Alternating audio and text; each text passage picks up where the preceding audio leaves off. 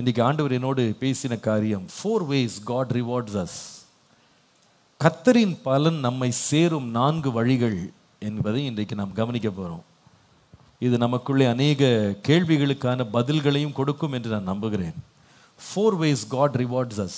நம்முடைய தேவன் நமக்கு கொடுக்கும் பலன்களில் இந்த பலன் சேரும்படி தேவன் கொண்டு போகும் 4 பாதைகள். God rewards us in our hands. அல்லது God gives us rewards in our hands. தேவன் பலனை நம் கரங்களில் கொடுக்கிறார். நீதிமொழிகள் 31ஆம் அதிகாரம் 31ஆம் வசனத்தை பாருங்கள்.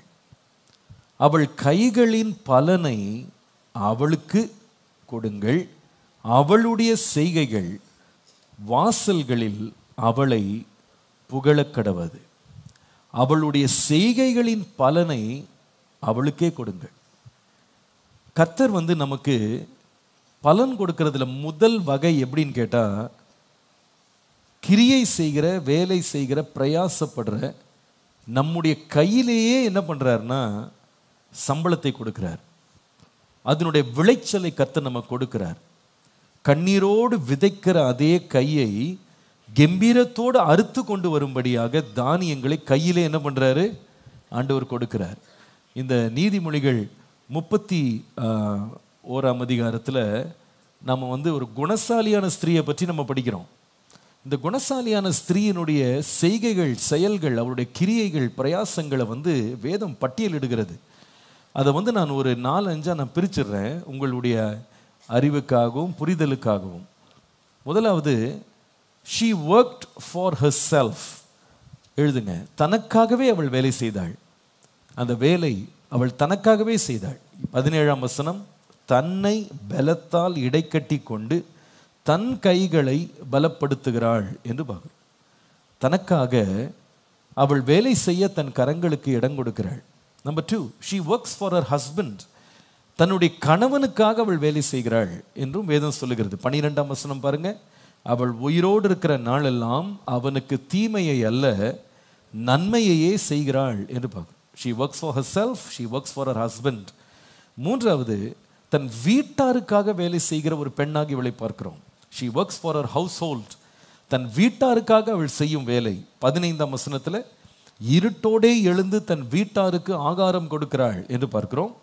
21ஆம் வசனத்தில், தன் வீட்டார் அனைவருக்கும் இரட்டை போரை உடுப்பி இருப்பதால் தன் வீட்டாரை நிமித்தம் குளிருக்கு பயப்படாள் என்று பார்க்கிறோம். 27ஆம் வசனம், அவள் சோம்பலின் அப்பத்தை புசியாமல் தன் வீட்டு காரியம் எப்படி நடக்கிறது என்று கண்ணோக்கமாக இருக்கிறாள்.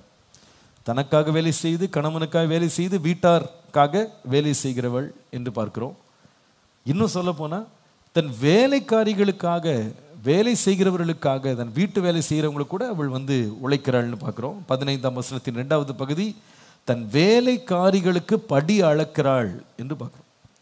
இன்னும் நீங்கள் வாசிப்பீங்களான்னா, ஏழைகளுக்கு கூட அவள் நற்கிரியை செய்கிறாள். 20ஆம் வசனம், சிறுமையானவர்களுக்கு தன் கையை திறந்து ஏழைகளுக்கு தன் கரங்களை நீட்டுகிறாள். இப்படி இந்த குணசாலியான ஸ்திரீயை நீங்கள் பார்ப்பீங்களான்னா, தனக்கு கொடுக்கப்பட்ட நேரம், தனக்கு கொடுக்கப்பட்ட பலன், தனக்கு கொடுக்கப்பட்ட வாய்ப்புகளை சோம்பலின் அப்பத்தை புசித்து படுத்து கிடக்காமல் கிரியை செய்கிற ஒரு பெண்ணாக இருக்கிறாள். இந்த வேலை செய்கிற பெண்ணுக்கு வேதம் சொல்லுகிறது, அவளுடைய கைகளின் பலனை அவளிடத்துல என்ன பண்ணுங்க, கொடுங்கள். அப்போ நம்ம தேவன் என்ன செய்கிறார்னா, அவர் நமக்கு பலன் கொடுக்கறதுல முதல் வகை என்னன்னு கேட்டால், யார் வேலை செய்கிறாங்களோ, வேலை செய்கிறவர்கள் பிரயாசப்படுகிறவருடைய கையிலே கொண்டு போய் அந்த பிரயாசத்தின் பலனை தேவன் புசிக்க வைக்கிறார். விசுவாசிக்கிற ஒரு ஆமீன் சொல்லுங்க. போரடிக்கிற மாட்டினுடைய வாயை கட்டக்கூடாதுன்னு கர்த்தர் சொன்னார். நீ போரடிக்கிற, நீ கஷ்டப்படுற, வேலை செய்கிற, அதனால் நீ என்ன பண்ணலான்னா, அந்த வயலில் இருக்கிறதுல நீ கொஞ்சம் என்ன பண்ணிக்கலாம், சாப்பிட்டு கொள்ளலாம். ஏன்னா நீ கஷ்டப்பட்ட, நீ அதை இன்வெஸ்ட் பண்ண. அப்போ அந்த கைகளை ஆண்டவர் நெகிழ விடாமல் வேலை செய்ய வைக்கிறது மாத்திரம் இல்லை, நம்ம வேலை செய்யும்போது அதுக்கு ரிசல்ட்ஸே ஆண்டவர் நமக்கே கொடுக்குறார். இது ஒரு அனுபவம். இதே போல் வேதத்தில் நிறைய பேர் தாங்கள் செய்த கிரியைகளுக்கு தாங்களே பலன் அனுபவித்தவர்கள்னு சொல்லி வேதத்தில் நிறைய பேர் இருக்காங்க. ஒரு 3 பேரை காட்டுறேன், எல்லாருமே பெண்கள் தான் அதில் நான் போட்ட பட்டியலில். அதில் முதலாவது வந்து ரெபேக்காள். ரெபேக்காளை குறித்து ஆதியாகமம் 24:14 வாசித்தால் அந்த எலியேசர் நின்று ஜெபம் பண்ணுறார். அவர் சொல்கிறாரு, எனக்கு கொஞ்சம் குடிக்கத்தா அப்படின்னு சொல்லும் பொழுது, உங்களுக்கு மாத்திரம் இல்லை உங்களுடைய ஒட்டகங்களுக்கும் குடிக்க கொடுப்பேன் என்று எந்த பெண் சொல்லுகிறாளோ அவள் தான் என் எஜமானுடைய மகனுக்கு மனைவியானவள் என்று நான் கண்டுபிடிப்பேன்னு சொல்லி ஒரு குடத்துல தண்ணி எடுத்துட்டு வந்து ஊத்துன ஒரு ரெபேக்காளுடைய கிரியை, ஒட்டகங்களுக்கு தண்ணி வார்த்த அந்த ரெபேக்காளுக்கான பலனை ஆண்டவர் ரெபேக்காளுக்கே திரும்ப கொடுத்துட்டார். அவருடைய நிலைமையை பாருங்க.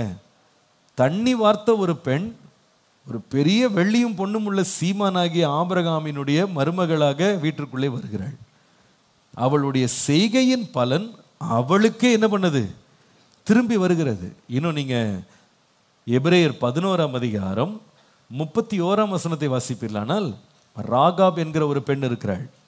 இவள் என்ன செய்தாள் என்றால், வேதம் சொல்லுகிறது, அவள் வேசியாக இருந்தாலும் அவளுக்குள்ள தேவனை பற்றிய ஒரு விசுவாச நம்பிக்கை இருந்து, விசுவாசத்தினால இஸ்ரவேலிருந்து அனுப்பப்பட்ட வேவுகாரர்களை சமாதானத்தோடு ஏற்றுக்கொண்டு அவர்களை பத்திரப்படுத்தி தான் வீட்டில் பாதுகாத்து வைத்தாள். அந்த கிரியையின் பலனை அவளே பெற்றுக்கொண்டாள். வேதம் சொல்லுகிறது, அவள் மாத்திரமல்ல அவளுடைய வீட்டாரையும் கர்த்தர் உயிரோடே காப்பாற்றி அந்த எரிகோவுக்கு வந்த அழிவிலிருந்து தப்புவித்து தேவன் அவளை இஸ்ரவேலின் சந்ததிக்குள்ளும் தேவன் சேர்த்து கொண்டார். அல்லேலூயா. அவருடைய கிரியைக்கு பலன் அவளுக்கே திரும்ப வருகிறது. நாம் கடந்த வாரம் கவனித்த இன்னொரு கதாபாத்திரம் ரூத். ரூத்தை குறித்து 2:11-12 வாசித்தால் போவாஸ் சொல்லுகிற வார்த்தைகளை பாருங்க. உன் புருஷன் மரணம் அடைந்த பின்பு நீ உன் மாமியாருக்காக செய்ததும் நீ அறியாத ஜனங்களிடத்தில் வந்ததும் எல்லாம் எனக்கு விவரமாய் தெரிவிக்கப்பட்டது. உன் மாமியாருக்கு நீ செய்த கிரியை கிளியரா சொல்றாரு. நீ மாமியாருக்கு செய்த கிரியை, என்னென்ன கிரியை செய்தாள் என்று கேட்டா, முதலாவது தன் கணவனை இழந்த மாமியாரை தனியாக விடாமல் அவளோடு தன்னுடைய சொந்த ஊருக்கு பயணம் பண்ணுவதற்கு கூட வந்த ஒரே மருமகள் யாருன்னா இந்த ரூத் மட்டும்தான். இத்தனைக்கு அந்த அம்மா போயிடுன்னு சொன்னாலும், நீங்க எங்க போவீங்க, பாவம் உங்களுக்கே கணவன் இறந்து போயிட்டாரு, எனக்கு கணவன் இறந்துட்டார் ஓகே, ஆனால் உங்கள் மேலே நான் கரிசனை உள்ளவளாய் பரிதபிக்கிறவளாக தன் மாமியாரை தனியாக விடாமல் கூடவே வந்தா பாருங்க. வந்தது மாத்திரமல்ல, அவளை பசியாக இருக்க விடாமல் அவளுக்கு வேண்டிய ஆகாரத்தையும் கொடுத்து அவளை போஷித்த ஒரு நல்ல மருமகள். அதோடைய விளைவு என்னன்னா 12ஆம் வசனம், உன் செய்கைக்கு தக்க பலனை கர்த்தர் உனக்கு கட்டளையிடுவாராக. அல்லேலூயா. அப்போ செய்கை செய்தா கர்த்தர் என்ன செய்கிறார்னா, அந்த பலனை நாமே சாப்பிட்றதுக்கு ஆண்டவர் திரும்ப நமக்கு கொடுக்கிற தேவனாக இருக்கிறார். நிறைய பேர் நம்ம சோர்ந்து போகிறோம், நான் இவ்வளோ செய்கிறேன் எனக்கு ரிவார்டு வர மாட்டேங்குது. பயப்படாதீங்க, ஏற்ற காலத்தில் நாம் அறுப்போம், ஏற்ற காலத்தில் அறுப்போம். கர்த்தர் நீதி உள்ள நியாயாதிபதின்னு விசுவாசிக்கிறவங்க ராமேன்னு சொல்லுங்க. அவர் நீதி உள்ள நியாயாதிபதி. அவர் நம்முடைய கிரியைகளுக்கு தக்க பலனை நமக்கு திரும்ப தருவார். எப்படி தருவார்னா, நம்முடைய கையிலேயே அதை நமக்கு திரும்ப தேவன் நிச்சயமாய் தருவார். நிச்சயமாய் நம்முடைய பிரயாசத்திற்கான பலனை நாமே சாப்பிடுவதற்கு தேவன் கிருபை தருவார். அதனால தான் 128ஆம் சங்கீதத்தில் வாசிக்கிறோம், கர்த்தருக்கு பயந்து வேலை செய்கிற ஒரு மனுஷனுக்கு உள்ள ஆசீர்வாதம், உன் கையின் பிரயாசத்தை நீ சாப்பிடுவாய், உனக்கு பாக்கியமும் நன்மையும் உண்டாயிருக்கும். அல்லேலூயா. இது ஒரு பெரிய ஆசீர்வாதம். இது கர்த்தர் பலன் அளிக்கும் போது நாம் பட்ட பிரயாசங்களுக்கு பலனை நாமே ருசித்து புசிக்க கர்த்தர் நமக்கு உதவி செய்ய உண்மை உள்ளவராக இருக்கிறார். அதற்கு நாம் தேவனை சார்ந்து கொள்ள வேண்டும். ஆண்டவரே, உம்மை சார்ந்து உம்மை நம்பி இருக்கிறேன், நீங்கள் எனக்கு நீங்கள் பாராட்டின இரக்கத்தை நான் நம்புகிறேன். என்னை உழைக்க வைக்கிறது மாத்திரம் இல்லை, நான் உழைச்சதற்கான பலனை நீங்கள் என் கையிலேயே திரும்ப கொடுக்குற உண்மை உள்ள தேவனாக இருப்பதற்காக உமக்கு ஸ்தோத்திரம். அந்த ஆசீர்வாதம் என் மேலே இருக்கிறதற்காக நன்றி. இன்றைக்கு அதை விசுவாசிங்க. ஆண்டவரே, நான் என்ன செய்கிறேனோ, நான் படுற கஷ்டத்திற்கான என் வேர்வைக்கான பலனை என் வாழ்நாட்களில் என் கைகளில் நீங்கள் திரும்ப தந்து என்னை ஆசீர்வதிக்க நீர் உண்மை உள்ள தேவன். இது நீங்கள் ஒவ்வொரு முறை வேலை செய்யும்போது விசுவாசிங்க. ஆண்டவரே, நான் என்ன பிரயாசப்படுறேனோ அந்த பிரயாசத்தின் பலனை நான் காணும்படி செய்கிற அன்புக்காக உமக்கு நன்றி. ஹல்லேலூயா. சரி, ரெண்டாவது இன்னொரு பலன் இருக்கு. முதலாவது கைகளில் கர்த்தர் நமக்கு கொடுக்கிற பலன். ஆனால் இன்னொரு பலன் இருக்கு. God gives us rewards in our hearts. தேவன் நம்முடைய இருதயங்களில் நம்முடைய பிரயாசத்தின் பலனை திரும்ப தருகிறார். God gives us rewards in our heart. தேவன் நம்முடைய கிரியைக்கான பலனை நம்முடைய இருதயங்களில் திரும்ப தருகிற தேவனாய் இருக்கிறார். நல்லா கவனிங்க, நல்லா கவனிங்க, எல்லாரும் கவனிங்க. தாவீது அவர் கர்த்தருடைய ஆலயத்துக்கென்று ஏராளமாக தாராளமாக கொடுத்தாரு. ஆனால் நல்லா கவனிங்க, அவருடைய கிரியைகளுடைய பலனுடைய முழுமையை அவர் கையில் பார்க்கல, கண்ணால் பார்க்கல. அவர் தேவன் கொடுத்த திட்டத்தை பார்த்தாரு. அதை பார்த்துட்டு அவர் விசுவாசிச்சு ஆசைப்பட்டு கையிலிருந்து எல்லாத்தையும் காணிக்கையாக கொடுத்துட்டாரு. ஆனால் கர்த்தர் சொன்னார், நீ கட்ட மாட்டேன், உன்னை கட்ட விட மாட்டேன்ட்டார். அப்போ அவருடைய உண்மையை பார்த்தா அவருடைய முழு கிரியைகளின் பலனை கையில் அவர் அனுபவிக்கலை. ஆனால் கர்த்தர் என்ன செய்ய வைத்தார்னா, கர்த்தருடைய ஆலயத்துக்கு கொடுத்ததை வைத்தே அவனை சந்தோஷப்படுத்திட்டார். அவன் ஒருவேளை அந்த நேரடியாக அந்த ஆலயத்தை பார்க்கல, ஆனால் கொடுத்ததுலேயே என்ன பண்ணிட்டாரு, பார்த்தது போல ஒரு சந்தோஷத்தை அவனுடைய இருதயத்தில் கர்த்தர் கொடுத்துட்டார். இதே போல ஒரு அனுபவம் மோசேயினுடைய வாழ்க்கையில் இருக்கு. மோசேயை பார்ப்பீங்களான்னா கிட்டத்தட்ட 40 வருஷம் அந்த ஜனங்களை நடத்தி கொண்டு வந்தார். 40 years வனாந்திரத்தில் நடத்தினார். ஆனால் நடத்தி முடித்த பிறகு அவர் நடத்தி கொண்டு வந்த அந்த கானான் தேசத்துக்குள்ள கால் வைக்கிறதுக்கு ஆண்டவர் விடலை. அவருடைய கிரியைகளின் பலனை கர்த்தர் அவர் கையில் கொடுக்கல. ஆனால் அதுக்கு பதில் எங்கே கொடுத்தாருன்னு கேட்டால், அதை தூரத்தில் கண்டு அணைத்து கொண்டு சந்தோஷப்படுறதுக்கு ஆண்டவர் உதவி செய்தார். அல்லேலூயா. அப்போ கர்த்தர் நமக்கு பலன் கொடுக்கறது சில வேளையில் எப்படி கொடுப்பாருன்னா, நம்ம என்ன கொடுக்குறோமோ அதை கொடுக்கறது அப்படியே கையில் திரும்ப கொடுத்துருவாரு. ஆனால் சில தடவை அந்த கொடுக்குற பரிசை எங்கே கொடுக்குறாருன்னா கையில் இல்லை, எங்கே கொடுக்குறாரு, இருதயத்தில் தர்றார். இருதயத்தில் ஒரு பெரிய மகிழ்ச்சியை கொடுத்து தேவன் நம்மை ஆசீர்வதிக்கிறார். சிமியோன் என்கிற மனுஷனை குறித்து நாம் லூக்காவில் வாசிக்கிறோம். இந்த மனுஷன் இஸ்ரவேலின் மீட்புக்காக ரொம்ப நாள் காத்திருந்தார். அவர் ரொம்ப ஜெபம் பண்ணார், பரிசுத்தாவினால் நிறைந்திருந்தார். இவரை பார்த்தீங்களான்னா இவர் இயேசுவுக்காக ஜெபம் பண்ணி காத்திருந்து அவர் வெயிட் பண்ணிட்டு இருந்தாலும் இயேசுவனுடைய பிரசங்கம் ஒன்று கூட அவர் கேட்கல. இயேசுவனுடைய அற்புதங்கள்ல அவர் பங்களிக்கல. இயேசுவனுடைய உயிர்த்தெழுதல் அவர் பார்க்கல. இயேசு கானா ஊர்ல கல்யாண வீட்டில் தண்ணீரை திராட்சரசமாய் மாற்றினார், அதை ருசிக்கல. 5000 பேருக்கு அப்பத்தையும் மீனையும் கொடுத்தாரு, அதை வாங்கி சாப்பிட்டு ஐயோ இயேசுனுடைய அற்புதங்கள் எல்லாம் நான் அனுபவிச்சேன், நான் ஜெபம் பண்ணதுக்கு பலனெல்லாம் அனுபவிச்சுட்டேன்னு அவர் சொல்லலை. ஆனால் அவர் என்ன சொன்னார்னா, உம்முடைய ரட்சண்யத்தை என் கண்கள் கண்டது, இப்பொழுது நான் சமாதானத்தோடு என்னை போக விடுகிறீர், அவ்வளோதான். அப்போ அவர் இயேசுக்காக இவ்வளவு நாள் காத்திருந்து ஜெபம் பண்ணா கூட அவர் பார்த்தது யாருன்னு கேட்டிங்கன்னா, கையிலே தவழுகிற ஒரு குழந்தையை தான் அவர் பார்த்தார். ஆனால் இயேசுவனுடைய ஊழியம் 30 வருஷம் கழிச்சு ஆரம்பிக்க போகுது. அந்த ஊழியத்தை அவர் பாராமல் போயிட்டாலும் அவர் அந்த ஜெபித்த ஜெபம் செய்த பிரயாசத்தின் பலனை கர்த்தர் எப்படி கொடுத்துட்டாருன்னு கேட்டால், இருதயத்தில் ஒரு பெரிய சமாதானமாக கர்த்தர் கொடுத்து அனுப்பிட்டாரு. ஹல்லேலூயா. இது என்ன நம்ம காட்டுகிறது என்றால், நம்முடைய தேவன் நம்முடைய கிரியைகளுக்கு பலனளிக்கிறவர், கிரியைக்கு பலனளிக்கிறவர். ஹல்லேலூயா. முதல் பலன் எப்படி வரும்னு சொன்னேன், கையிலே கொண்டு வந்து கொடுப்பாரு. கையால் விதைத்தேன், அந்த பலனை நானே சாப்பிட்டேன் அப்படின்ற ஒரு அனுபவம். ஆனால் சில அனுபவங்கள் இருக்கு. நான் ரொம்ப கஷ்டப்பட்டேன், ரொம்ப பிரயாசப்பட்டேன், 40 வருஷம் நடந்தேன். ஆனால் 40 வருஷம் நடந்து அந்த தேசத்துக்குள்ள கால் வைக்கல. ஆனால் கர்த்தர் என்ன செய்தார்னா, தூரத்திலிருந்து பார்த்து அதை அணைத்து கொண்டு சந்தோஷப்படுறதுக்கு ஆண்டவர் உதவி செய்தார். நான் கர்த்தருடைய ஆலயத்தின் திட்டத்தை நான் பார்த்தேன். கர்த்தருடைய ஆலயத்திற்கென்று மனப்பூர்வமாய் கொடுத்தேன், எனக்குள்ளது எல்லாவற்றையும் கொடுத்தேன். கொடுத்த பிறகு அந்த ஆலயத்தின் முடிவை பார்த்து அந்த ஆலயத்தில் தேவனுடைய மகிமை இறங்கி வந்ததை நான் பார்க்கல. ஆனால் கர்த்தருக்கு கொடுத்ததை வைத்தே கர்த்தரின் இருதயத்தை சந்தோஷத்தினால் என்ன செய்துட்டாரு, நிரப்பி விட்டார். அல்லேலூயா. நான் இயேசுவுக்காக நான் ஜெபம் பண்ணேன், காத்திருந்தேன். ஆனால் அந்த ரட்சகரை அவருடைய ரட்சிப்பின் கிரியைகள், அவருடைய அற்புதங்கள், அவருடைய பிரசங்கங்களை நான் கேட்கல. ஆனால் அந்த ரட்சண்யத்தை கண்கள் கண்டு சமாதானத்தோட போகும்படி கர்த்தர் உதவி செய்தார். அல்லேலூயா. அப்போ நம்முடைய தேவன் நம்முடைய கிரியைகளுக்கு பலனளிக்கிற தேவன். எப்படி பலனளிக்கிறார்? முதலாவது கையிலே தந்து பலனளிக்கிறார். இரண்டாவது இருதயத்தில் அவருடைய பலனை தந்து தேவன் ஆசீர்வதிக்கிறார். நம்முடைய தேவன் நல்லவர்.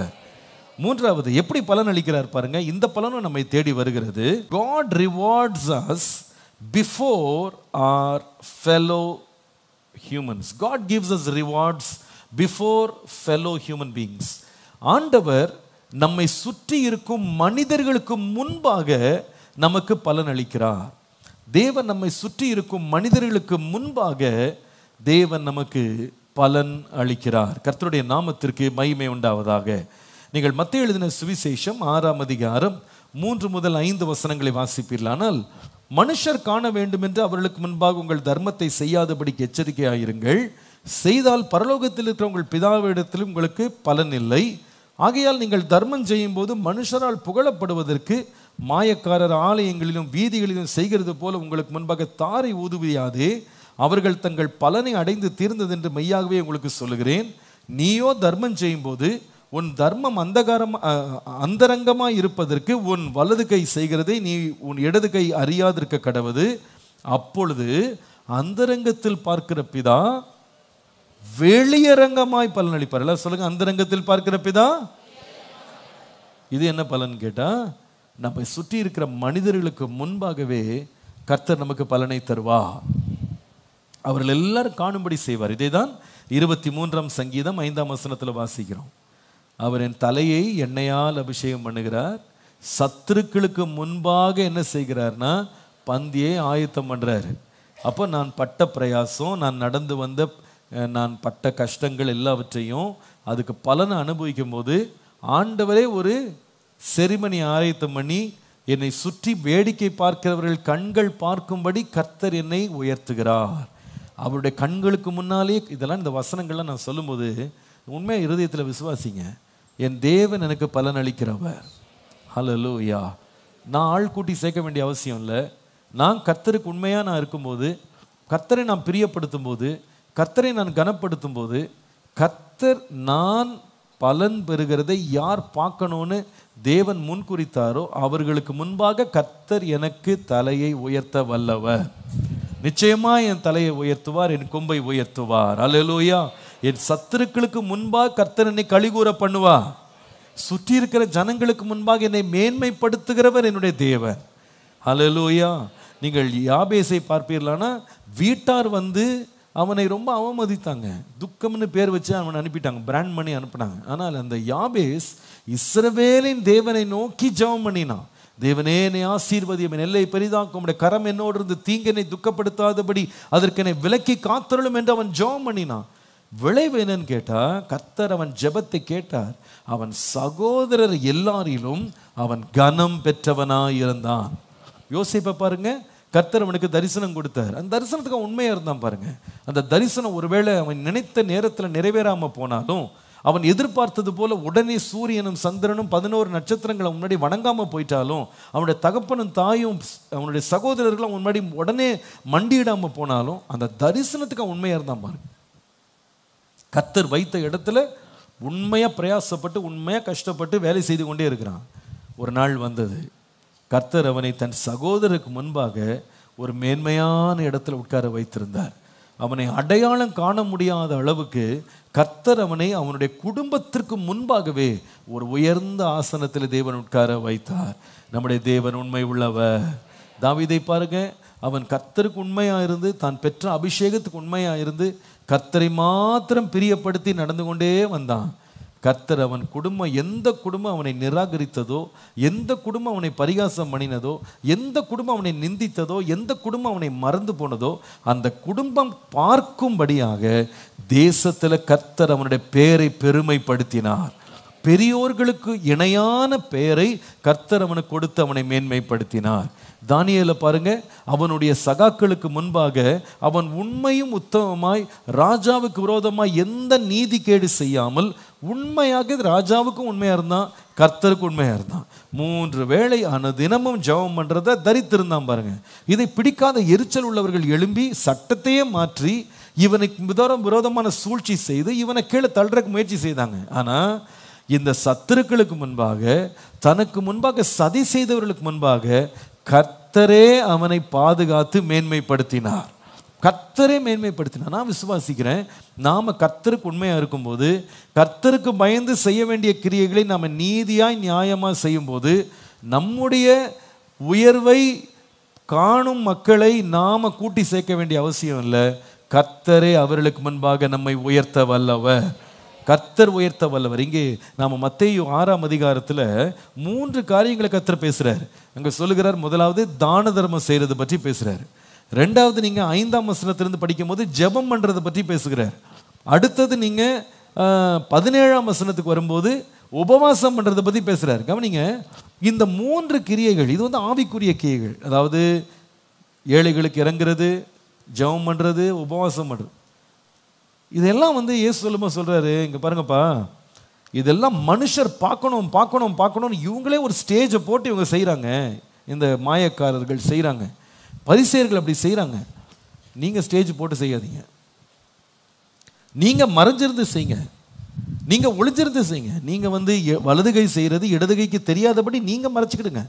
ஜெபம் பண்ணும்போது அறை வீட்டுக்குள்ளே போய் ஜெபம் பண்ணுங்க. மக்கள் பார்க்கணும் பார்க்கணும் பார்க்கணுன்ற இன்டென்ஷன் உங்களுக்குள்ள இருக்கக்கூடாது. நீங்கள் அப்படிப்பட்ட ஒரு காரியத்துக்காக மக்கள் பார்வையில் நான் பாராட்டு பெறணும்னு நீங்கள் செய்யாதீங்க. நீங்கள் செய்கிறத உண்மையாக கர்த்தர் பார்க்கணும்னு செய்யுங்க. கர்த்தர் பார்க்குறாரு அப்படின்னு நீங்கள் தான தர்மம் பண்ணுங்க. கர்த்தர் பார்க்குறாரு நீங்கள் ஜெபம் பண்ணுங்க. கர்த்தர் பார்க்குறாருன்னு நீங்கள் உபவாசம் இருங்க. தேவனுடைய பார்வையில் மட்டும் நான் தெரிஞ்சால் போதும் அப்படின்ற திருப்தியோடு செய்யுங்க. ஆனால் பொதுவாக மனுஷனுடைய ஜென்ம சுபாவம் எப்படின்னா, நம்ம எதை செய்தாலும் உடனே நம்ம கையில் என்ன வந்துடணும்? பலன் வந்துடணும். உடனே நமக்கு பாராட்டு கிடைச்சிடணும், உடனே அங்கீகரிப்பு கிடைச்சிடணும், உடனே நமக்கு என்ன பண்ணிடணும், எல்லாரும் நம்மளை ஏற்றுக்கொள்ள. இப்படி தான் நம்ம பொதுவாக மனுஷ ஜென்ம சுபாவம் அப்படி இருக்கும். சில தடவை நம்ம செய்துட்டு ஒரு உடனே பலன் வரலன்னே சோர்ந்து கூட போயிடும். ஏன்னா நம்ம இவ்வளோ நம்ம தான தர்மம் பண்ணுறோம், யாருமே நம்மளை கண்டுக்கிட மாட்டேங்கிறாங்க, யாருமே நம்மகிட்ட பேச மாட்டேங்கிறாங்க, யாருமே புகழ மாட்டேங்கிறாங்க. உடனே என்ன செய்ய தோணும்னா, அப்போ நம்ம எல்லாரும் பார்க்குறபடி செய்வோம். அப்போயாவது நமக்கு ஒரு மரியாதை கிடைக்காதா? ஜெபம் பண்ணுற, இவ்வளோ ஜெபம் பண்ணுற, எனக்கு அங்கீகாரமே இல்லையே, அப்போ மக்கள் பார்க்குறபடி நம்ம ஜெபம் பண்ணலாம். இவ்வளோ உபவாசம் எடுக்கிறேன், யாருமே பாராட்ட மாட்டேங்கிறாங்க, அப்போ மக்கள் பார்க்குறபடி நம்ம உபவாசம் எடுக்கலாம். அப்போ அது ஒரு நாடகமாக மாறுகிறது. மக்களுடைய புகழை பெறுறதுக்கு நாமளே திட்டம் பண்ணுறான். சார், நீ திட்டம் பண்ணாதப்பா, நீ பண்ணாத, அது நான் பார்த்துக்கிறேன். உனக்கு அவார்டு கொடுக்குற செரிமனியை நான் என்ன பண்ணுறேன், டிசைன் பண்ணுறேன். ஒரு கல்லூரியில் நீங்கள் போய் சேர்வீர்களானா, அவங்க கொடுத்த பாடங்கள் எல்லாம் நீங்கள் படித்து பரீட்சைகளை எழுதி பட்டம் வாங்கிட்டீங்க அப்படின்னா, உங்களுக்கு பட்டமளிப்பு விழாவை நீங்கள் போய் ஆயத்தம் பண்ண வேணாம், கல்லூரியே ஆயத்தம் பண்ணிடும். அவங்களுக்கு வேண்டிய கவுன் அவங்க ரெடி பண்ணுவாங்க, ஸ்டேஜை ரெடி பண்ணுவாங்க, ஸ்பெஷல் பர்சன் ரெடி பண்ணுவாங்க, ஃபோட்டோகிராஃபர் ரெடி பண்ணுவாங்க, எல்லாம் வச்சு உங்களை கொண்டு போய் மேலே ஏற்றி என்ன பண்ணுவாங்க, பட்டமளிப்பு விழா நடத்தி உங்களுக்கு ஃபோட்டோவோடு உங்களுக்கு என்ன பண்ணிடுவாங்க, கனப்படுத்திடுவாங்க. நீங்கள் அதுக்கு திட்டம் பண்ண வேணாம். கர்த்தர் அதை தான் சொல்கிறார், ஏப்பா நான் உன்னை எல்லாருக்கும் முன்பாக பலனளிக்க பண்ணுகிற தேவன். ஹல்லேலூயா. எல்லா மனிதருக்கு முன்பாக தேவன் பலனளிக்க பண்ணுகிறார். ஆனால் நாம எல்லா மனிதருக்கு முன்பாக நம்ம தோன்ற வேண்டும் என்ற ஒரு எண்ணம் நமக்கு வரவே கூடாது. அப்படி நம்ம செய்ய ஆரம்பிச்சிட்டோம்னா நம்ம வாழ்க்கை ஒரு மாய்மலமாக மாறிடும். ஆண்டவர் சொல்றார், அப்படி செய்தீங்கன்னா உங்க பலன் அப்பவே முடிஞ்சு போச்சு.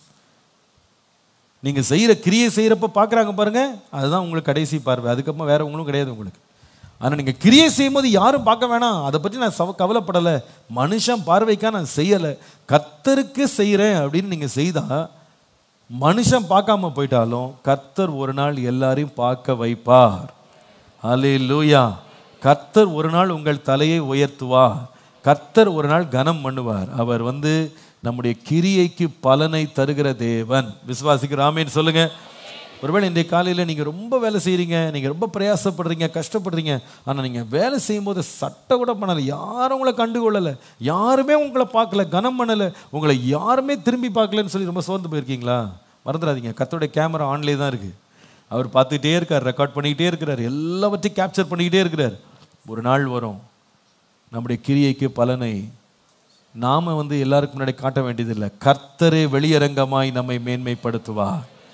அந்தரங்கத்தில் பார்க்கிற உன் பிதா வெளியரங்கமாய் பலன் அளிப்பார். கர்த்தருடைய நாமத்திற்கு மகிமை. பலன்ல முதலாவது பலன் என்னன்னா, நம்ம செய்த கிரியைக்கு தேவன் நம்முடைய கரத்திலேயே பலனை கொண்டு வந்து கொடுப்பார். அது முதல் வகை. ரெண்டாவது, நாம் செய்கிற கிரியைக்கு தேவன் நம்முடைய இருதயத்தில் பலனை தருவார். அது சந்தோஷமாகவோ சமாதானமாகவோ, அது நமக்கு வந்த ஒரு பெரிய நிறைவாகவோ ஒரு பெரிய மகிழ்ச்சியாக கர்த்தர் நமக்கு கொடுத்து நம்முடைய இருதயத்தை வந்து ரொம்ப பூரிக்க பண்ணுவார். மூன்றாவது, நாம செய்கிற கிரியைகள் உண்மையாய் நேர்மையாய் நீதியாய் செய்யும்போது, தேவன் மனுஷர் பார்க்க நம்ம செய்யாம கர்த்தர் பார்க்க நம்ம செய்யும்போது, வெளியரங்கமாக எல்லாரும் காணும்படி கர்த்தர் நம்முடைய தலையை உயர்த்தி தேவன் நம்மை ஆசீர்வதிக்க வல்லவர். ஹல்லேலூயா. நான்காவது கடைசியா ஒரு பலன் இருக்கு, எழுதுங்க. God gives us rewards in heaven.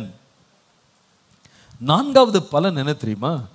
பரலோகத்திலே கர்த்தர் நமக்கு தரப்போகிற பலன். பரலோகத்திலே கர்த்தர் நமக்காக தரப்போகிற பலன். மத்தேயு எழுதின சுவிசேஷம் 5ஆம் அதிகாரம் 11-12 வசனங்களை பாருங்கள். என் நிமித்தம் உங்களை நிந்தித்து துன்பப்படுத்தி பலவித தீமையான மொழிகளையும் உங்கள் பேரில் பொய்யாய் சொல்வார்களானால் பாக்கியவான்களாய் இருப்பீர்கள். சந்தோஷப்பட்டு களி கூறுங்கள், பரலோகத்தில் உங்கள் பலன் மிகுதியாய் இருக்கும். எல்லாரும் திரும்ப சொல்லுங்க, எங்க மிகுதியா இருக்கும்?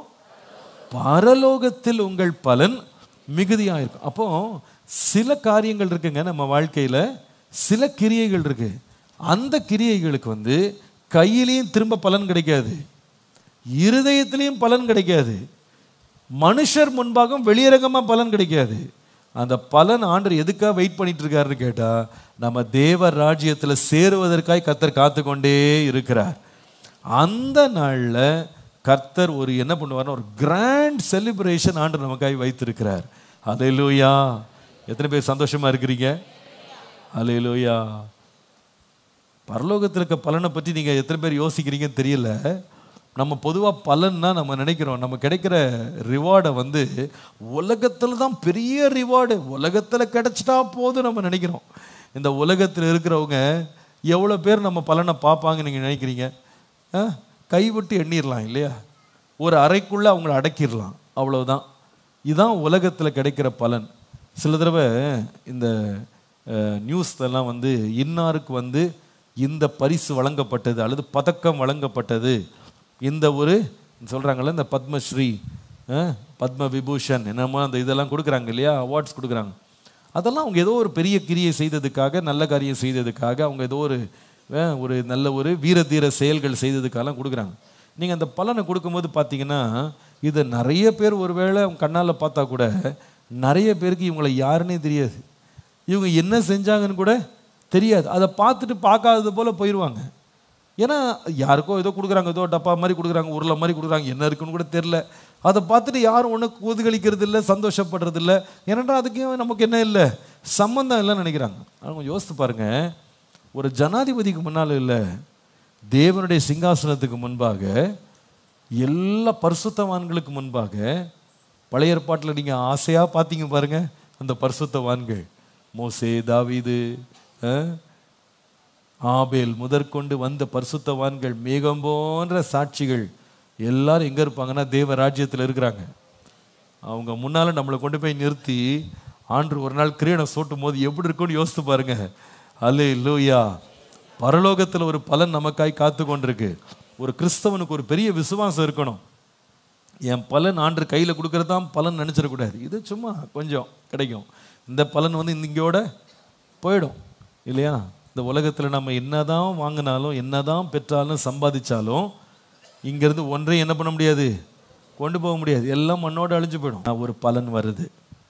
அந்த பலன் எப்படிப்பட்டது தெரியுமா? அழியாத கிரீடம். ஹல்லேலூயா.